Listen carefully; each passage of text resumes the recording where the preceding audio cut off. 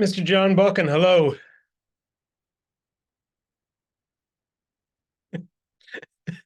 That's just the perfect intro for you, John.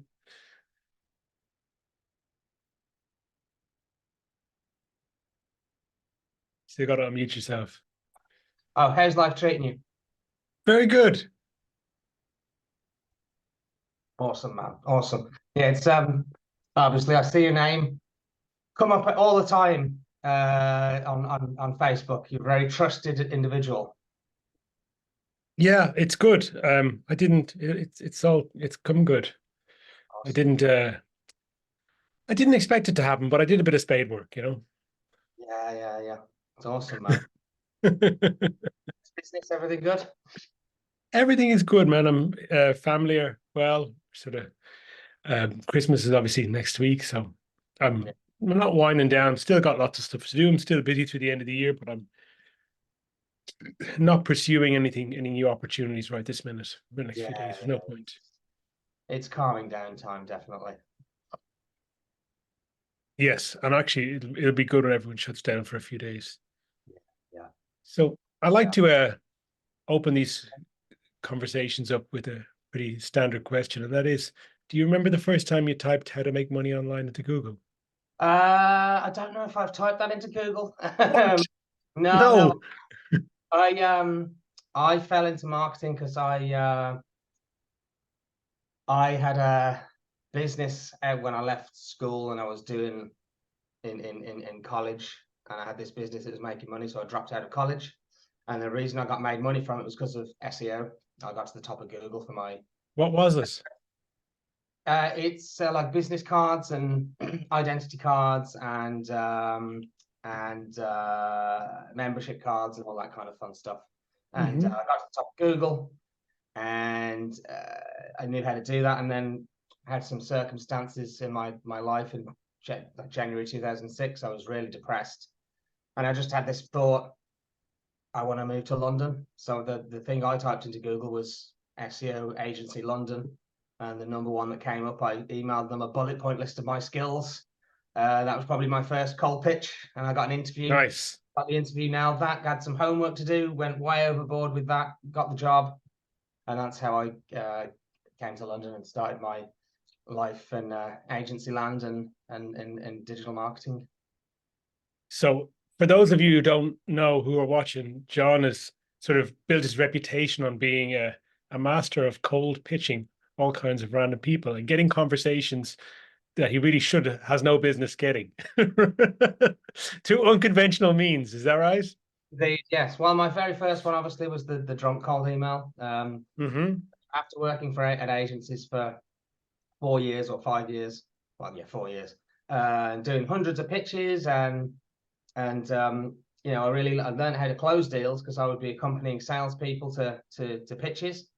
But Hmm. when I started my own agency with my brother, all the word of mouth leads dried up, and I had new staff to pay. I had an office that we'd just got, lost 3 clients, which happens, and I was like, oh god, I don't know how to open leads, and I dealt with that in the most mature way I knew how. I got blind drunk, and then for some reason decided to write this ridiculous email. And in the morning, I was still tipsy enough to think I should send this to very senior marketing directors at big brands and corporations. And to my amazement, it worked. And my inbox was flooded with messages like, I never reply to these emails, but I had to reply to yours, or this is the best cold email I've ever received, or my personal favorite, which just said, my colleague forwarded me your spam email and we would like to meet you to discuss opportunities.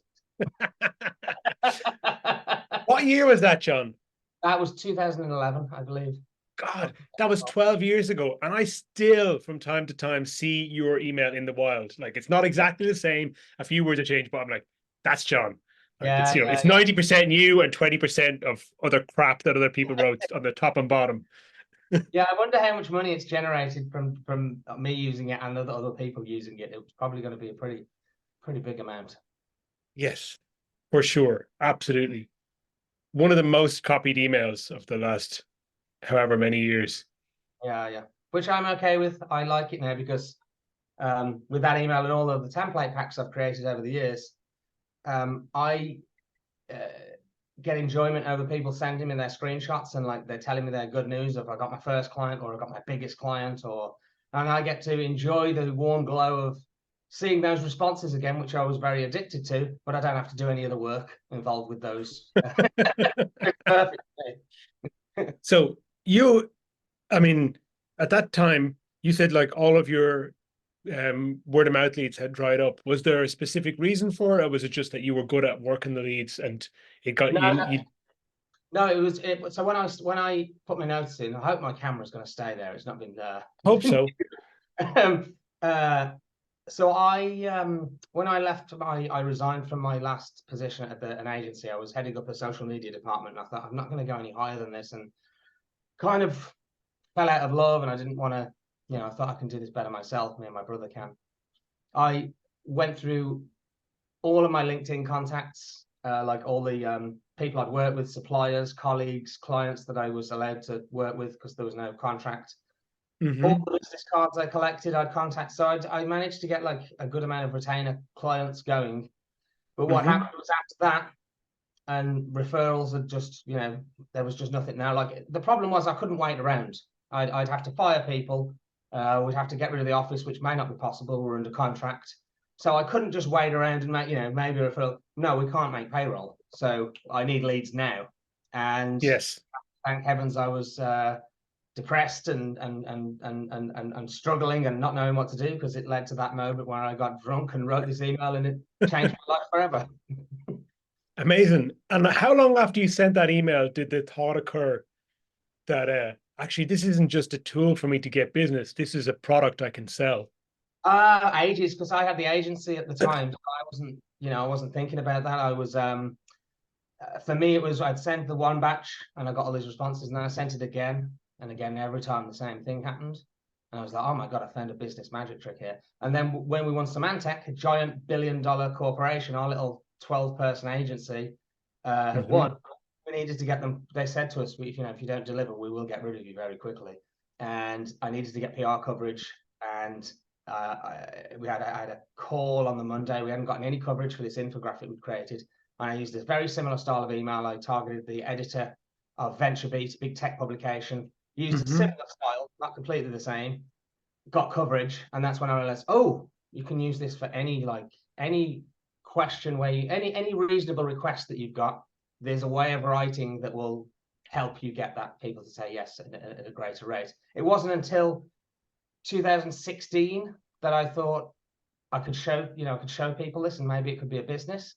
Because I was Charlie Price. I don't know if you know the name. Yes. Really, really cool guy. He came. Good guy. Originally, he came into my office and I showed him the email, and he started using a version of it, and he was getting results. I told him, stop the networking you're doing is not working. You should try this, and it worked for him. And he was running a group, and I think he still runs a group with Vin Clancy called Traffic and Copy. And he was like, you should start a Facebook group. And it wasn't until the next year, again, I was in some unfortunate personal circumstances. I got myself out of them. I saw the Cult of Copy, the Collins group. Yes. I paid for a call with him, begrudgingly, and he said, "You've got something unique enough here that, and it works. But also, most importantly, you're enthusiastic enough about it that you can make people interested in this." And then within a week, I'd started the Facebook group.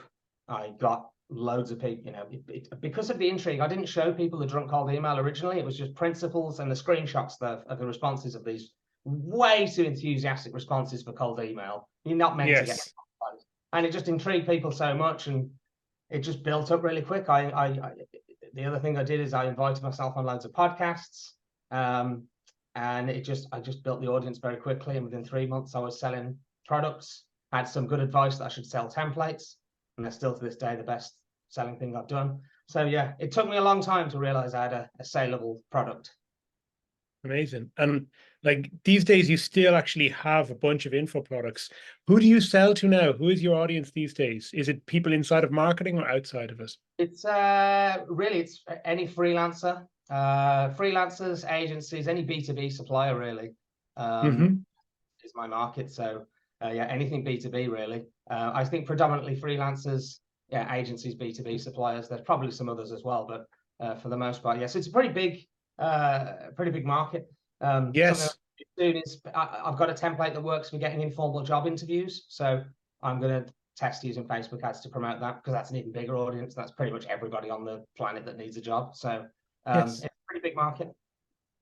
Amazing. And at this point, like, does stuff fatigue? Do you have to refresh things all the time, or do you have like pretty evergreen products? It's pretty evergreen. I like to release new template packs because I think my writing has actually gotten better. I didn't know I was a good writer until I wrote that email without any inhibitions. But the thing I tell people is there's still people obviously that haven't seen that email, because there's people that are leaving the workforce all the time, and there's new people coming into the workforce, and not all 8 billion people on the planet have seen that email yet. I wish I was that popular. I would be a very rich man, but that's not the case. So the answer to this is I think I'm still okay for a long time, and also I've made so many other templates that are effective as well that I'm okay. And people are, if people find that maybe the drunk cold email is not working for them, there's many other templates that you can use, and the principles remain. Have people translated this stuff into other languages? Yeah, Italian, Dutch, German, and it's worked really well. Amazing. Yeah. So definitely Dutch, Italian, and German. There are probably some other ones that I'm forgetting, but those definitely essentially. Germany surprised me because people, there's always these stereotypes that Germans are humorless, but no, it's actually one of my biggest customer bases outside of the States and UK and Canada and Australia. I think Germany is probably the biggest European country out of the lot. Amazing. Yeah, because what I did like about your stuff is that it's light-hearted humor. You're not poking fun at everyone. It's kind of whimsical, right? Yes. Yeah, it's not something that's going to offend anyone. Even though the name's charm offensive, it's not because it's offensive. It always really annoys me. It's a phrase, charm offensive, to deliver a charm offensive. And it's Yes. whimsical. If any kind of humor targets anyone, it's me. It's self-deprecating, so no one can really be offended at that. There's absurdity, there's some witty lines in there. It's nothing that anyone can be offended at. The only thing they can be offended at is that they're getting a cold pitch and you're interrupting someone's day. But the content of it, there's nothing really anyone could be offended about. At what point did you decide, okay, I'm done with agency services. I'm just going to focus exclusively on products now? It was 2017. No, 2016, when Charlie showed me his group, and I had the call later. I actually did a draft ebook called Win with Words. Well, it's still called Win with Words, but the draft. And I Mm-hmm. asked Charlie, can I offer people a draft of this ebook in your group? And he was like, yeah, go for it. And I got enough replies. So I had like a small audience building already before I had the Facebook group. And then when I saw that building, and then when I got out of this unfortunate personal circumstance, I was like, I think I'm going to give this a go, especially after the call with Colin. And yeah, within 3 months, I had a new business. I was like, I like this. My life went from filling my diary with as many calls and meetings as possible to, oh, I don't have to speak to anyone. And for the, now I just get, my diary is nowhere near as, it's pretty much empty. I'm going to change that slightly now. I've taken it too far, but I really like the business model. And yeah, it's great. I think I read Win with Words. Did you turn that into a lead magnet later on? I'm not. No, it's still an ebook. I might have used it as a lead magnet at some point, but it's yeah, the very first digital product that I made, and it's maybe still one of the best. It's very simple, only 31 pages, but it goes through line by line why a version of that drunk cold email, what were all the humor devices and persuasive elements at work. I remember reading that, and it might have been 2018. I read it. I just remember thinking this is really, really, really good. Yeah, it's So good. when you are sitting down to think about like how to actually get past someone's kind of like, no, I'm not going to read that filter, because it's not just that one email. Now you've done hundreds of different templates. What is your thought process to create something that people are going to say, they know it's a cold email, but they're still going to read it? It's in the original drunk cold email, I said the most honest thing I could say. So a lot of emails, they start with just, do you ever have trouble navigating the ever-changing world of social media? It's just like, oh God, I would delete that. Whereas mine was, greetings, John, you've never heard of me. I got your details from a list, gas, but hey, at least you're list worthy. That's going to be worth something, right? So I'm essentially admitting openly something that everyone else would avoid, that I bought their data basically from a list, and then have gradually complimented that, gently complimented on them that they're important enough to be on such a list. And the first part of that email, that you've never heard of me, I stole directly from the last agency I worked at, a sales guy called Darryl Warner, who was on the phone 8 hours a day cold calling. That was the first thing he'd say when he picked up the phone. Don't worry, you've never heard of me. And something about you be the most honest you can in that first line. You've got them. Yes. Oh, there's something surprising about this, and I'm not used to it. And I'm smirking slightly, maybe.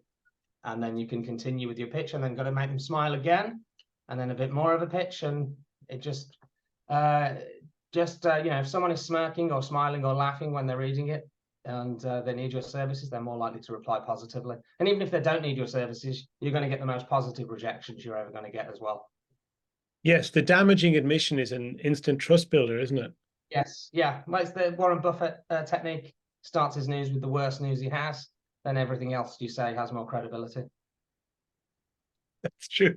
I've read that somewhere about him before. Yeah, it's a good tactic. Another one I've used is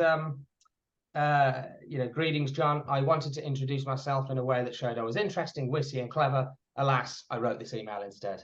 So again, just a little smirk-worthy line. If you're smiling when you're reading it, you're probably going to read the rest of the email.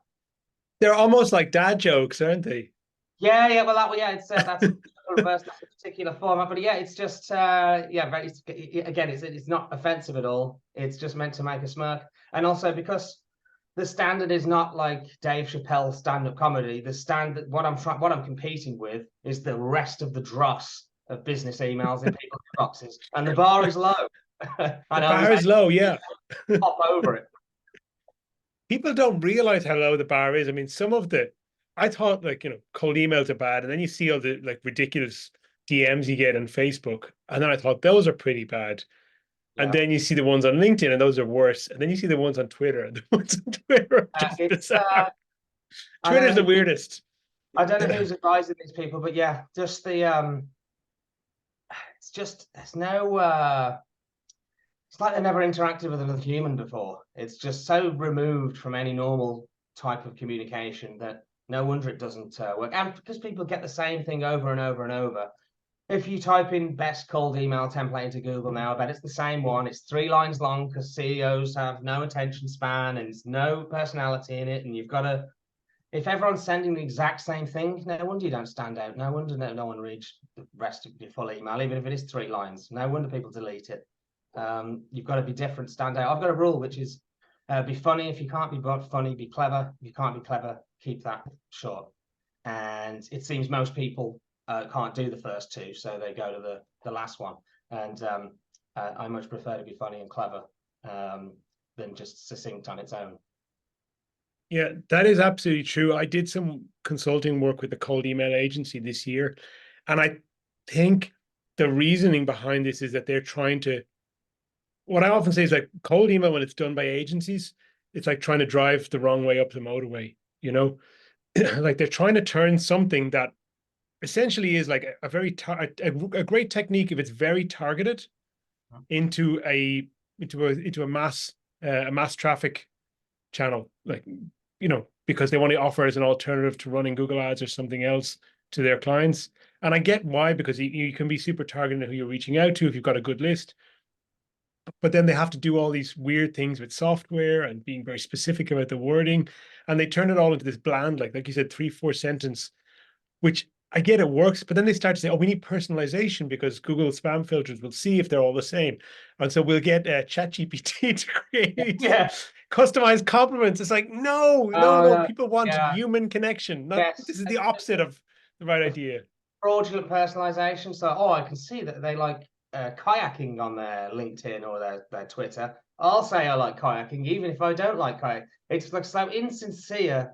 It's like you're going to get found out very quickly. Like, just be as honest as you possibly can. There's a level of honesty, disarming candor that's super effective. Yes. And so do you still run a Facebook group, or how do you promote yourself nowadays? Are you running cold traffic? I've still got the Facebook group, my email list, Facebook ads. I need to get my Facebook ads running again, my direct to offer campaign. My issue with Facebook, I was doing great with Facebook ads. Then the iOS update happened. It got a lot harder. Now I seem to have 2 great months and then like literally just 0 conversions. So, but the issue there is I had one ad, which I've ran for several years, one ad creative. I've never made any improvements to the sales page. I don't have a back end offer. So really, I kind of deserve it. I can't just expect to switch that on and it works. Right? It did work for ages, but so I need to put more effort into that, and that is something I'm going to do. I've been doing more with my retargeting ads lately. I've got a decent warm audience for selling my products, like when I'm doing sales and stuff. But I need to put some effort into my Facebook campaigns again because that's the way I want to grow. Just directly to an offer, get buyers on your list as long as they opt in on the checkout page. We've got an incentive there if they opt into the email list. So I am going to be doing that more. But a lot of it as well now is I do get a lot of word of mouth because I've went on so many podcasts and I've had so many customers that have succeeded. I do have some growth just from people just talk about me because it's Yes. and it is a story that works. That got me on loads of podcasts. The drunk called email that changed my life. It's succinct little headline. It's intrigued It's a people. great tabloid headline. It's like Freddie Exactly. Starr ate my Yeah, yeah. hamster. Yes, it works. Yeah, and it works well. So people like telling that story to their colleagues, associates, friends. So I do have a lot of word of mouth growth, which is kind of ironic, because the reason I wrote that email originally is my word of mouth had failed.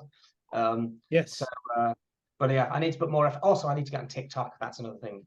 I've got to because the organic growth on there, if you get good at it, I know people that are getting hundreds of new subscribers to their list every week. So that's something I've got to put my energy into the new year. I don't want to, but I've got to, and I will. I'll get into it as soon as I see success. I'll love it, but I'm not got started yet. Yeah, I've resisted doing it to now, and I've done that kind of hand wavy thing where it's like, it's for fucking teenagers, but it's not. It's like No, everyone's there. My wife is on there all the bloody time now, but it's horribly, horribly addictive. Like I've it is. used it for a couple of hours here and there. I'm like, no, delete this shit off my phone. This is gonna make me broke. Yeah, no, it is. But that's why I'm like, oh, but being addicted, but looking at it so much, you can kind of see how the videos that go viral, why they've gone viral. Hmm. So yeah, as much as I don't want to, I'm going to take advantage and because there's no limit to how much I can scale. So I've got to take every weapon I've got. Yes. How deep is your catalog at this point? Like, how many products do you have? Oh man, loads, man. Because I had to when I because I got rid of my clients in 2017, and I had to keep making new products because my list wasn't growing that much. It can't sell the same thing to people who've already bought it, so I had to make Yes. new stuff all the time. And then I eventually launched my subscription. So I don't know how many template packs I've got now. I'd have to look at the pro page, but it's like 15 template packs. I've got like, I don't know, 8 or 9 courses. I don't know how many ebooks. There's an absolute ton of stuff. I've made a load of stuff over the last, how long has it been since 2017? Yeah, a good few years. So I've That's made, cool though. yeah, a lot of different material. And when I learn something, I make a course on it. So when I learned how to do the Facebook ads to direct to an offer and it works, I put a course together on that. When I do well at TikTok, I will put something together on that with I am the case study. I show you exactly what I've done, what worked, what didn't work, and that's essentially what I do. Colin taught me that from Cult to Copy. Is like you can even do it. You can even charge a subscription in advance. Watch me get good at TikTok. I've not done that yet, but it's a fact I've done it. I was going to say that Colin always says that like a lot of people are just buying because it's you. So it doesn't matter if the product isn't unique, just sell the damn thing. And as soon as you learn it, you're ready to teach. He's great. Yeah, He's it's great for real. that. Yeah, he's given me a lot of good ideas, and uh, it's and also you have your own spin. Like with me, I'll try a lot of different stuff. I know there's certain rules that I've got to stick to that will make you go viral, but I will Hmm. try things and test things. And as soon as I find something new that's a bit unique and works, I'll show people that in the course or whatever product I put Hmm. together. One of the interesting things about what you've done with the catalog is that it means you don't need to do some sort of high ticket thing, which is very high touch and involves you doing a lot of client service work. Because high ticket has been the thing for years where people thought, I need to have high ticket to have profit in my business. But, and it's great. Some people love it, but then other people who go high ticket, like people expect a lot of FaceTime for high ticket, and it That's can really just suck up somebody's life. that's why I have avoided it until now. Is that it's like, oh, I've got to be on. Don't have to Yeah, be on. I probably it's might. a What show. I've been thinking of doing is coaching, but over WhatsApp. I've seen some other people, they call it asynchronous coaching, which sounds a lot better than. Yes. And I like that because I'll just do a voice note. Whenever I get it, I'll help you out. I'll text you back or I'll voice note you. So I'm thinking about doing coaching that way because I've not done it. I've resisted to now doing any kind of coaching or high ticket program. But I am going to consider doing it maybe, very, very rarely. A, because it's natural scarcity. B, because I don't want to be doing it all year round. And the money could be very good. And it could help people a lot. So I am considering it, but I might do it a little bit differently. I do like Um, I have a business that's entirely low ticket though. I do think it's pretty cool. Yeah, it makes something like coaching for makes it for something like the job market, because there's so much uncertainty and so much fear around it.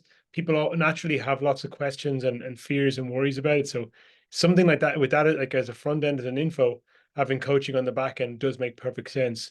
But I think generally just like seeing that counterintuitive way you've done it of having a lot of products means like you don't need that high ticket sale because people will buy multiple things from you over time.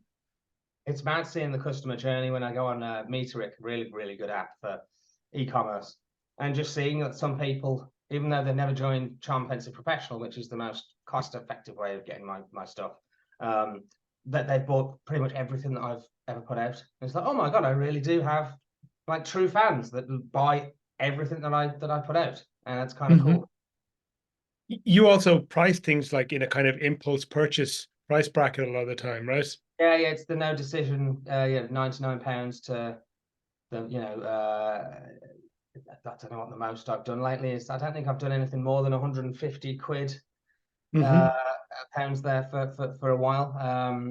It might be something that I should do. If I have thought about redoing my original course, Always Be Winning, because there's a lot of stuff that's happened since then. I can make it a lot better and also improve the presentation massively because that's one thing that my products are not the best at is the presentation element. I have thought about doing some higher price stuff because it makes sense, but no, for the most part, it's the low price stuff that it's valuable. People can see it's going to help them, and they don't have to think too much about. It's not going to break the bank. Hmm. That has helped as well. Yeah. What are your thoughts, like broadly, on the way things have been in this year, in particular, obviously with AI just becoming like a mainstream thing? I mean, personally, the way I see it is like there's just so much crap out there that has no feelings behind it. But how does that affect like what you do and what you create? I actually did a I don't mind. I like playing with ChatGPT. I've been enjoying it. I've been using it for images for my Facebook ads lately as well because you can do really vibrant stuff. But for Hmm. the writing, it's still it still kind of sounds like ChatGPT. I actually released an AI pack this year that takes there's certain techniques that I use, and a lot of my stuff is syntax based. So, like that line, I wanted to introduce myself in a way that makes me interesting, witty, and clever. Alas, I wrote this email instead. That works because there's 3 words there at the start that build the context up, and then the punchline pulls the rug under and doesn't follow the same context. So, when it's syntax Hmm. based, ChatGPT is pretty good. Like I've taught it my technique for writing funny unsubscribe lines where for instance, click here to unsubscribe. If you don't want to get any more emails, click here to unsubscribe. But please be aware, for protracted technical reasons, I won't bother with you now. Pressing unsubscribe releases the hounds on me. Or, just silly little things like that. You can teach it those techniques and it will give you an unlimited number of new versions of it.